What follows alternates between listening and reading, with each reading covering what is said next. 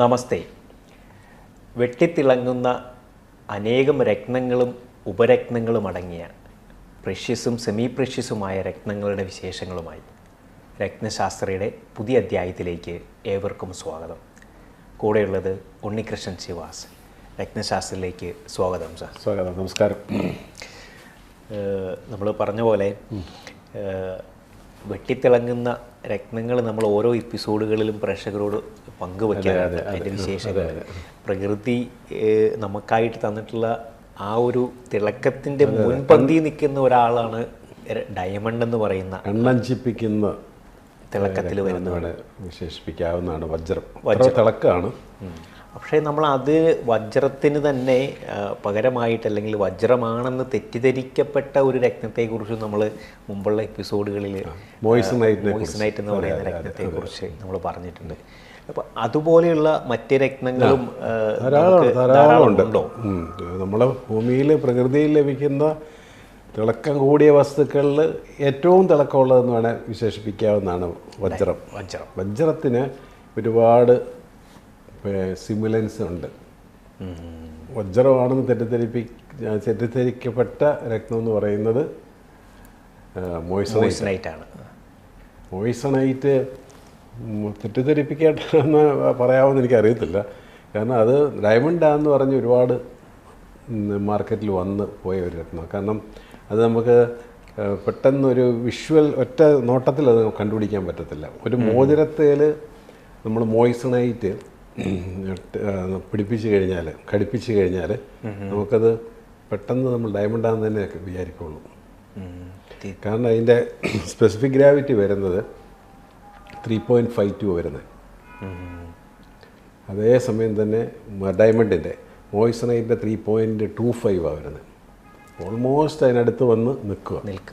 അപ്പം അതിൻ്റെ cutting, clarity എല്ലാം ഡയമണ്ട് പോലെ തന്നെയുള്ള ബ്രില്യൻ കട്ടിങ്ങും ഒക്കെയാണ് ഇതിനകത്ത് ഈ രത്നത്തിനുള്ളത്. മോയിസനൈറ്റ് പിന്നീട് ഇത് മോയിസനൈറ്റ് ആണെന്ന് തിരിച്ചറിഞ്ഞപ്പോൾ മോയിസനൈറ്റിൻ്റെ ടെസ്റ്റേഴ്സ് വരുന്നുണ്ട്. ഒരു പ്രാവശ്യം ഞാൻ കാണിച്ചിട്ടുണ്ട്. മോയിസനൈറ്റിൻ്റെ ടെസ്റ്റർ വന്നു, മറ്റേ മോയിസനൈറ്റിൻ്റെ ടെസ്റ്റർ ഇല്ലായിരുന്നു. മോയിസനൈറ്റിൻ്റെ സെമിനാർ തന്നെ മൈനിങ് ആൻഡ് ജിയോളജി ഇന്ന് ഡയറക്ടറേറ്റിൽ നിന്ന് സെമിനാർ സംഘടിപ്പിക്കുകയും ഇതൊക്കെ നമ്മളെ ക്ഷണിക്കുകയൊക്കെ ചെയ്തിരുന്നു. അപ്പോൾ അങ്ങനെ മോയിസനൈറ്റ് വന്നു. അപ്പോൾ മോയിസനൈറ്റ് ഇപ്പം നമ്മൾ മോയിസനൈറ്റായിട്ട് തന്നെ മോയിസനൈറ്റിൻ്റെ സർട്ടിഫിക്കറ്റ് കിട്ടും. അതെല്ലാം ഇപ്പോൾ ഉണ്ട്. അങ്ങനെയാണ് നമ്മൾ ഇപ്പോൾ മോയിസനൈറ്റ് നമ്മൾ കൊടുക്കുന്നത് തന്നെ. അത് കൂടുതലും നമ്മൾ ഈ സ്റ്റഡിന്, ഗേൾസിനും ലേഡീസിനും ഒക്കെ സ്റ്റഡിനും ഒക്കെ നല്ല ഡയമണ്ട് പോലെ ഇരിക്കും. വില കുറവാണ്. നല്ല ഒരു ബ്രില്യൻസ്, നല്ല തിളക്കം, നല്ല ബ്രില്യൻസാണത്.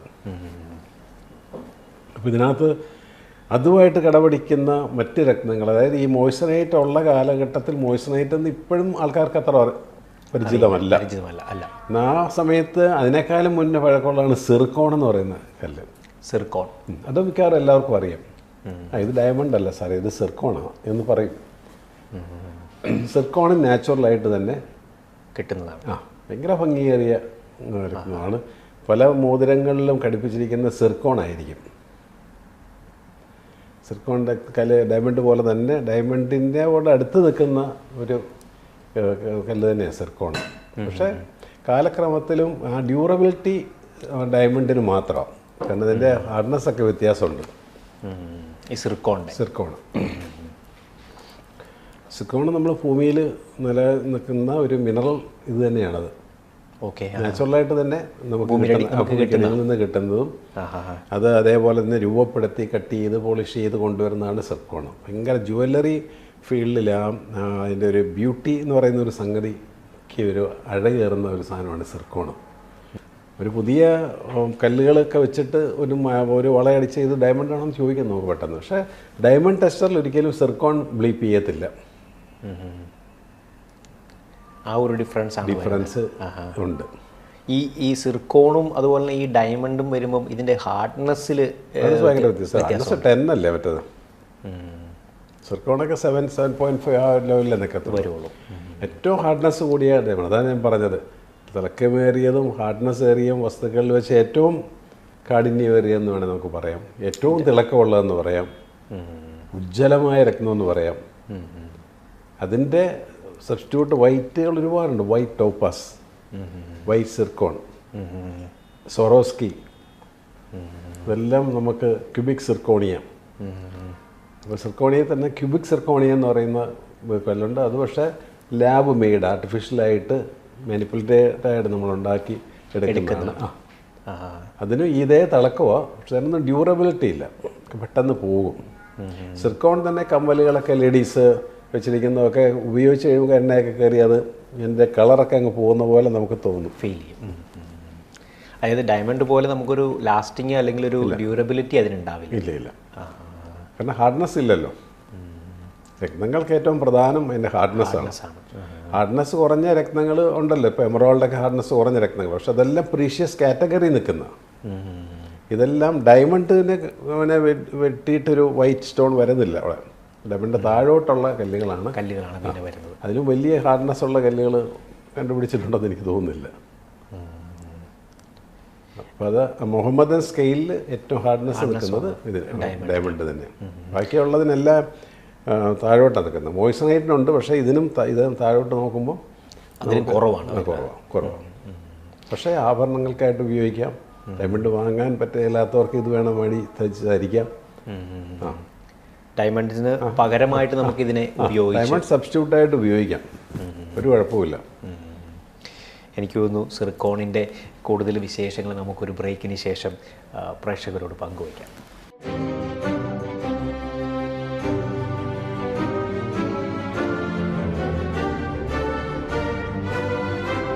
Welcome back to Ratnashastram. നമ്മൾ വെട്ടിത്തിളങ്ങുന്ന തിളക്കമേറിയ രത്നത്തെക്കുറിച്ചാണ് നമ്മൾ പറഞ്ഞു വന്നിരുന്നത്. ഡയമണ്ട് അല്ലെങ്കിൽ ഡയമണ്ടിന് പകരമായിട്ട് ഉപയോഗിക്കുന്ന മോയ്സണൈറ്റ്, അതേപോലെ ആ ഒരു ഗ്രൂപ്പിലേക്കും കൂടെ നമുക്ക് ഉപയോഗിക്കാൻ പറ്റുന്ന മറ്റൊരു രത്നമായിരുന്നു സിർക്കോൺ എന്ന് പറയുന്ന രത്നത്തെക്കുറിച്ച് അറിയാം. ഇത് നമുക്ക് കൂടുതലായിട്ട് എവിടെ നിന്നാണ് കിട്ടുക? അല്ലെങ്കിൽ ഓസ്ട്രേലിയയിലാണ് എൻ്റെ സിർക്കോണിൻ്റെ നല്ല സ്റ്റോൺ വരുന്നത്. അതും നമ്മൾ ഈ സാധാരണ ഭൂമിയുടെ അടിയിൽ നിന്ന് കുഴിച്ചെടുത്ത് നമ്മൾ കട്ട് ചെയ്ത് വരുന്ന അതേ ഒരു പ്രോസസ്സിൽ തന്നെയാണ് ഇത് നമുക്ക് തന്നെ വരുന്നത്. പല കളറിൽ കിട്ടുന്നുണ്ട്. ഓറഞ്ച് നിറത്തിലും പച്ച നിറത്തിലും ഒക്കെ ഉള്ള സിർക്കോണുകളുണ്ട്. സിർക്കോണിന് മറ്റ് കളറുകളുണ്ട്. ഓക്കെ. ഈ വൈറ്റ് കല്ലുകൾക്കുള്ളൊരു പ്രത്യേകത എന്ന് പറയുന്നത്, നമുക്ക് ഒരു ബ്രൈറ്റ്നെസ് ഇല്ലാത്ത ചാർട്ട്, സൂര്യചന്ദ്രന്മാരൊക്കെ വളരെ മൈനസ് പോയിന്റ് നിൽക്കുന്നു, ബ്രൈറ്റ്നെസ് കുറവ്, ആൾക്കൊരു എക്സ്പോഷർ ഇല്ലാത്ത നിൽക്കുന്നവർക്ക് എപ്പോഴും കുറച്ച് തിളക്കമുള്ള കല്ലുകൾ ഇടുന്നത് ഒരു ചെറിയൊരു പരിഹാരം പോലെ നിൽക്കുന്നത്. ചെറിയൊരു റെമഡി അത്. ഇപ്പം നമുക്കിവിടെ ലൈറ്റ് ഇല്ലെങ്കിൽ നമ്മളത് ലൈറ്റ് വരുത്താനുള്ള സംഭവങ്ങൾ നമ്മൾ ചെയ്യുമല്ലോ. ഇഷ്ടംപോലെ സൺലൈറ്റ് കിട്ടണം ഇങ്ങോട്ട്. ഈ മുറിക്കകത്ത് വെട്ടക്കുറവാണ്. അത് വരുത്താനുള്ള എല്ലാ സംഗതികളും നമുക്ക് അവിടെ ചെയ്തു കൊടുക്കാം. ഞാൻ ഈ ഇപ്പോൾ സൂര്യനൊക്കെ ഭയങ്കര റോങ് ആയിട്ട് നിൽക്കുന്ന ചില ചാർട്ടുകളുണ്ട്. അതായത് സൂര്യൻ ഒരു പ്രകാശമാണല്ലോ. ഇപ്പം ആ ചാർട്ടിൽ ആ വ്യക്തിക്ക് സൂര്യൻ നീചാവസ്ഥയാണെന്നുണ്ടെങ്കിൽ പുള്ളിക്ക് ലൈഫിൽ ഒരു പ്രകാശം കാണത്തില്ല. എന്തോ എവിടെയോ ഒരു കുറവാണ് തോന്നുന്നത്. ഞാൻ പറയും, നിങ്ങൾ പ്രകാശം ദാനം ചെയ്യുക. അതായത് നിങ്ങൾ ഇപ്പോൾ ഒരു അയൽവക്കത്തൊരു വീട്ടിലൊരു വളരെ സാമ്പത്തികമായിട്ട് പിന്നോക്കം നിൽക്കുന്നു. അവർ ചെറിയൊരു വീട് തല്ലിക്കൂട്ടുന്നു. നിങ്ങൾക്ക് ഒരു ലൈറ്റ് കണക്ഷനോ ലൈറ്റ് ഫിറ്റിങ്സോ ഒക്കെ മേടിച്ചു കൊടുക്കാൻ ഞാൻ പറയും.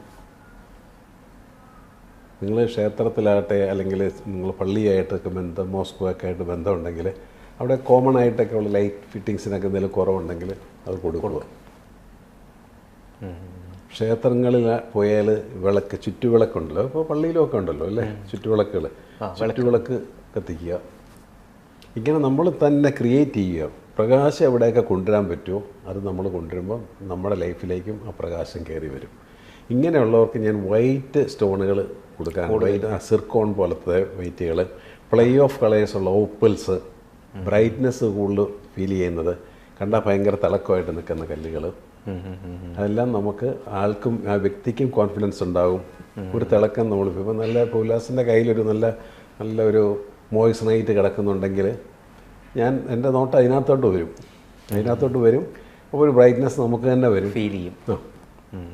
അപ്പോൾ ആ ഒരു വ്യക്തിയുടെ ആ ഒരു ലൈഫിലേക്ക് കുറച്ച് വെട്ടവും വെളിച്ചവും ഒക്കെ നമുക്ക് പ്രകാശമാനമായിട്ടുണ്ടാകുന്ന ഒരു സന്തോഷമുണ്ടാകും. ഇപ്പോൾ ഒരു ഹൗസ് വാമിങ്ങിന് വീട്ടിനകത്ത് ലൈറ്റുണ്ട്, കാര്യങ്ങളുണ്ട്. പിന്നെ എന്തിനാ വെളിയിൽ ഡെക്കറേറ്റ് ചെയ്തേ?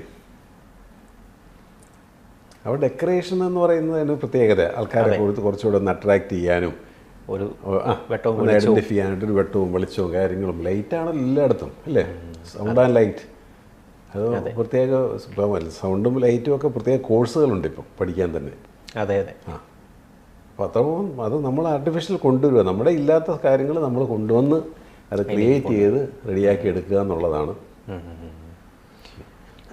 ഇപ്പം ഈ പറയുന്ന സിർക്കോൺ നമുക്കൊരു വ്യക്തിക്ക് ആളുടെ ഒരു ചാർട്ട് വളരെ ഡീറ്റെയിൽ ആയിട്ട് നോക്കാതെ ആൾക്ക് അതിൻ്റെ ഒരു ഉപയോഗത്തിലേക്ക് കടക്കാവുന്ന ഒരു രക്തമാണ്.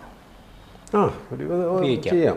അപ്പം അതിലും നല്ലത് ക്യൂബിക് സിർക്കോണിയ, സ്വറോസ്കി പോലെയുള്ള രത്നങ്ങളുണ്ട്. സ്വറോസ്കിയും പറയുന്നത് കോട്സിൻ്റെ മണൽത്തരി, കോട്സിൻ്റെ സാൻഡ്, അത് പ്രത്യേക രീതിയിൽ പ്രത്യേക ടെമ്പറേച്ചറിൽ ഹീറ്റ് ചെയ്ത് മെൽറ്റി അത് ഉരുക്കി അത് കൂളിംഗ് ആക്കി വരുന്നതാണ് സ്വറോസ്കി എന്ന് പറയുന്ന രത്നം. മിക്ക ഓർണമെൻറ്റ്സിനും ഉണ്ട്, മിക്ക ജുവലറികളും അതിൻ്റെ അല്ലേ ചെയ്യുന്നുണ്ട് സ്വറോസ്കി. അപ്പോൾ അത് 1850 മറ്റേ കണ്ടുപിടിച്ചത് ഈ ഒരു പ്രോസസ്സ്. അതിപ്പം നമുക്കിപ്പം വലിയ ഷോപ്പിംഗ് മാളുകളോ കാര്യങ്ങളൊക്കെ പോയി കഴിഞ്ഞാൽ അവിടെയുള്ള ഒരു ചെറിയൊരു കിയോസ്കി പോലെ നമുക്ക് ഇതിൻ്റെ പ്രൊഡക്റ്റുകൾ എക്സ്ക്ലൂസീവായിട്ട് നമുക്ക് അവിടെ കിട്ടുന്ന ധാരാളം സ്ഥലങ്ങളുണ്ട്. കാരണം അത്രത്തോളം ആൾക്കാരുടെ ഇടയിലേക്ക് അതിന് ഒരു പിന്നെ പ്രചാരം കിട്ടിയത് ഭയങ്കര ഒരു അവർക്ക് അവരുടെ വലിയ ബ്രാൻഡഡ് നെയിമിലേക്ക് വന്നു. ചെറിയ രീതിയിൽ തുടങ്ങിയിരുന്ന ആളാണ് ഈ ഡാനിയൽ എന്ന് പറയുന്ന ആൾ.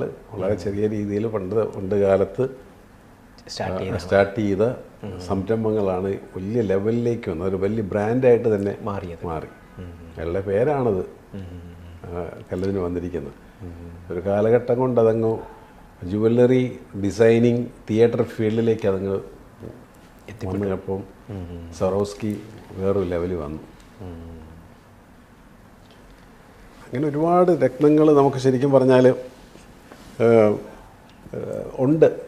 ഇനിയും നമുക്ക് ഓരോ രത്നങ്ങളാണ് നമ്മൾ പല എപ്പിസോഡുകളിലായിട്ട് നമ്മൾ പറയുന്നത്. അപ്പോൾ ഇദ്ദേഹം ഒരു ഗ്ലാസ് കട്ടറായിരുന്നു, ഗ്ലാസ് കട്ട് ചെയ്യുന്ന ആളായിരുന്നു.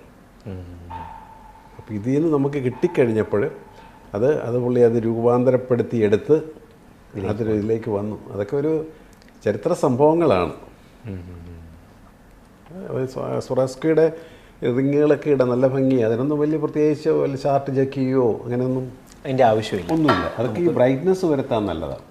ബ്രൈറ്റ്നസ് വരുത്താൻ പറ്റിയ വൈറ്റ് കോട്സ് കല്ലുകളുണ്ട്, സ്വറോസ്കി പോലത്തെ കല്ലുകളുണ്ട്, ക്യൂബിക് സിർക്കോണിയ ഉണ്ട്. ഇതൊക്കെ നമുക്ക് സ്റ്റഡൊക്കെ ആയിട്ട് ചില പിള്ളേരൊക്കെ വരുമ്പോൾ നല്ല പഠിച്ചു കൊടുക്കാറുണ്ട്. നല്ല ഭംഗിയായിരിക്കും, അത് നല്ലൊരു ബ്രൈറ്റ്നസ് ഫീൽ ചെയ്യും. ആ വ്യക്തിക്ക് മൊത്തത്തിലൊരു ആളുടെ ഒരു ഔട്ട്ലുക്ക് തന്നെ മാറി ആ ഒരു പ്രകാശഭരിതമായിട്ട് മാറും. അതാണ് അതിൻ്റെ. എനിക്ക് തോന്നുന്നു കൂടുതൽ വിശേഷങ്ങളായിട്ട് നമുക്കൊരു ബ്രേക്കിന് ശേഷം തിരികെ വരാം.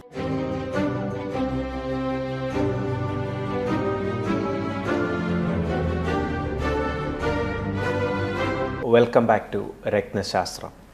നമ്മൾ പറഞ്ഞു വന്ന ഡയമണ്ടും അതുപോലെ തന്നെ മോയിസ്നൈറ്റും ലുക്ക് വൈസിൽ ഏകദേശം ഡയമണ്ട് വൈസ് പറയാൻ പറ്റും, not in character wise. Character wise അത് വ്യത്യാസമുണ്ട്. ലുക്ക് വൈസിൽ എക്സൈൽ ഡയമണ്ട് ആയിരിക്കും.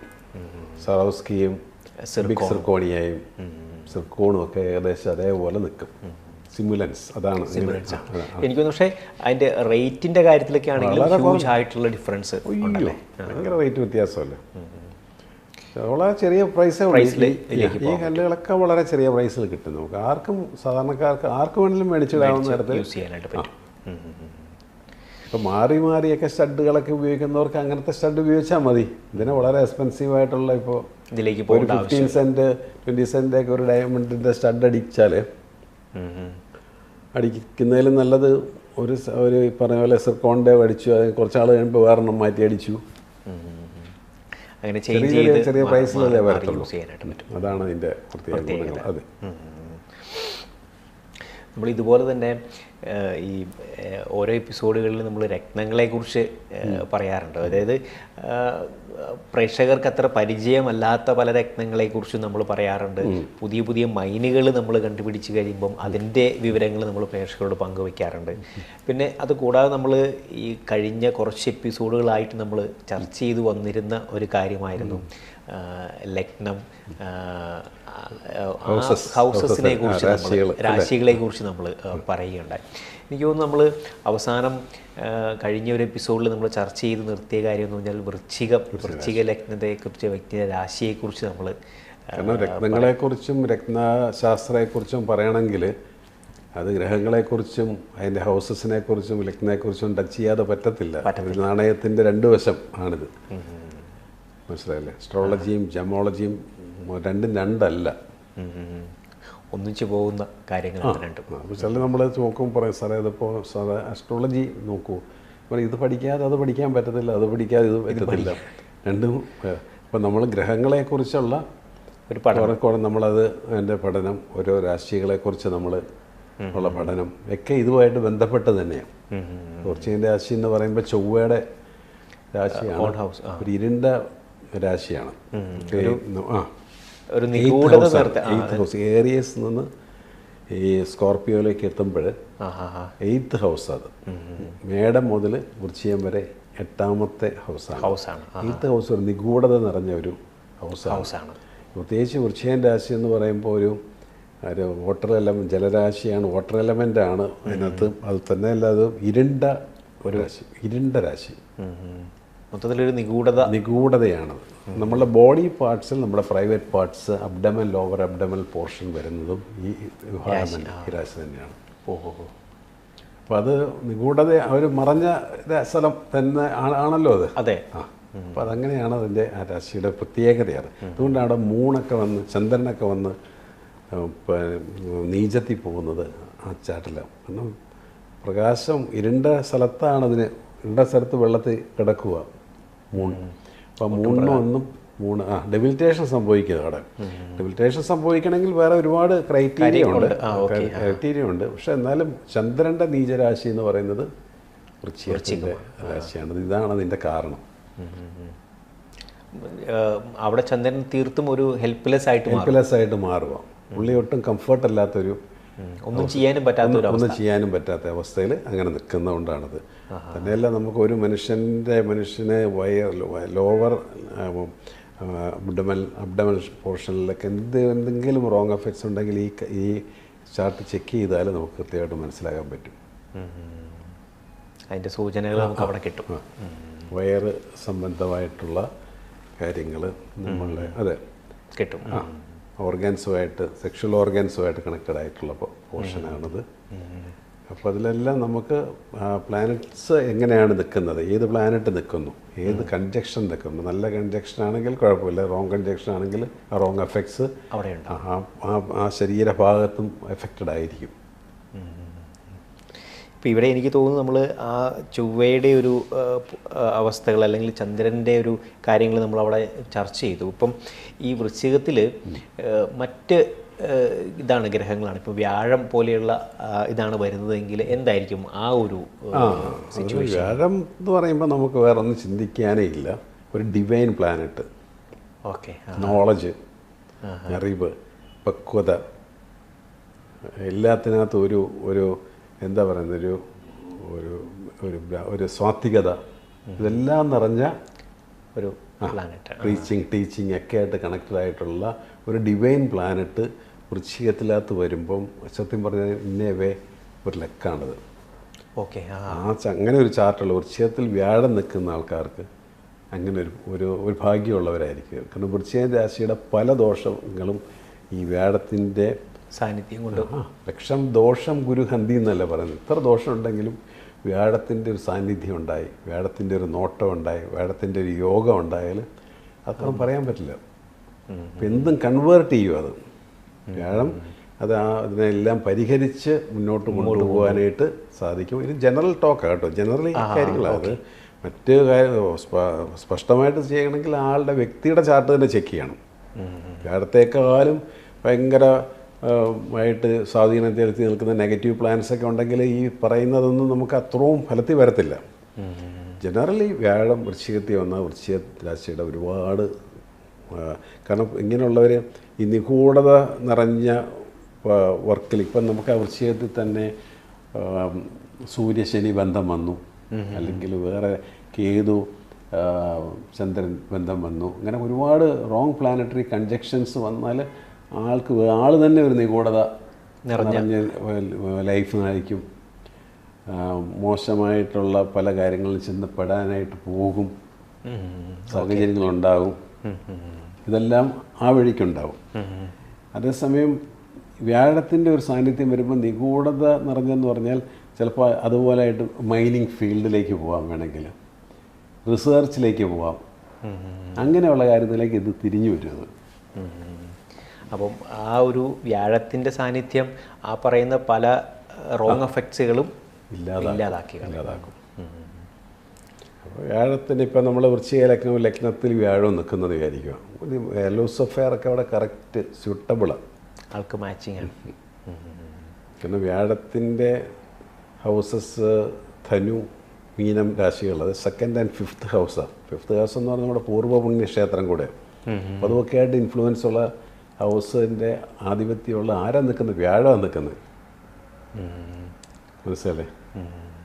ദേവഗുരുവാണ് ബൃഹസ്പതി, ടീച്ചറും പ്രീച്ചറും എല്ലാം ആയിട്ടുള്ള വളരെ ഡിവൈൻ പ്ലാനറ്റ് അവിടെ നിൽക്കുന്നു. അത് വലിയൊരു ഭാഗ്യമല്ലേ അത്? ഇപ്പോൾ പരിഹാരങ്ങൾ, ആ ഒരു റോങ് എഫക്റ്റിനുള്ളൊരു പരിഹാരം വ്യാഴത്തിൻ്റെ പ്ലേസ്മെൻ്റ് അവിടെ. അതുകൊണ്ട് തന്നെ അത് ഏകദേശം കാര്യങ്ങളൊക്കെ ക്ലിയർ ആയിട്ട് മേക്കപ്പ് ആയിട്ട്. അപ്പോൾ അവിടുത്തെ കൺജക്ഷൻസ് ശരാശി വ്യാഴത്തിൻ്റെയാണ്. വ്യാഴവും ചൊവ്വയും കൂടെയൊക്കെ നിൽക്കുവാണെങ്കിൽ വേറെ തരത്തിലായിരിക്കും പല കാര്യങ്ങളും നടപ്പാക്കാനും. ഈ വ്യാഴത്തിന് എന്തെല്ലാം പ്ലാനും പദ്ധതി ഉണ്ടോ അതെല്ലാം സ്പീഡപ്പാക്കാനും ഒക്കെ ഈ ചൊവ്വയുടെ ഒരു മിടുക്കുകൊണ്ട് അതൊക്കെ സാധിച്ചെടുക്കും. അങ്ങനെയാണ് ഈ ഓരോ എല്ലാ ഹൗസുകളും ഇമ്പോർട്ടൻ്റ് ആണ്, മനസ്സിലായല്ലേ? ഇടം മുതൽ ഇങ്ങോട്ട് നോക്കി എല്ലാ ഹൗസുകളും ഇമ്പോർട്ടൻ്റ് ആണ്. ആ ഇമ്പോർട്ടൻസ് വരുന്നത് അതാത് ഹൗസുകളിലുള്ള പ്ലേസ്മെൻ്റാണ്, മനസ്സിലായല്ലേ? അങ്ങനെയാണ് കാര്യങ്ങൾ മുന്നോട്ട് കൊണ്ടുപോകുന്നത്. എനിക്ക് തോന്നുന്നു ഇനി വരുന്ന എപ്പിസോഡുകളിൽ നമുക്ക് ഇതിന് ശേഷം വൃശ്ചികത്തിന് ശേഷം വരുന്ന അടുത്ത ഒരു ലഗ്നത്തെക്കുറിച്ചും രാശിയെക്കുറിച്ചും നമുക്ക് പ്രേക്ഷകരോട് പങ്കുവയ്ക്കണം. എനിക്ക് തോന്നുന്നു ഇന്നത്തെ എപ്പിസോഡ് വൈൻഡപ്പ് ചെയ്യാനായിട്ടുള്ള സമയമായിട്ടുണ്ട്. അടുത്തൊരു എപ്പിസോഡിൽ നമുക്ക് കണ്ടുമുട്ടാം. നമസ്കാരം.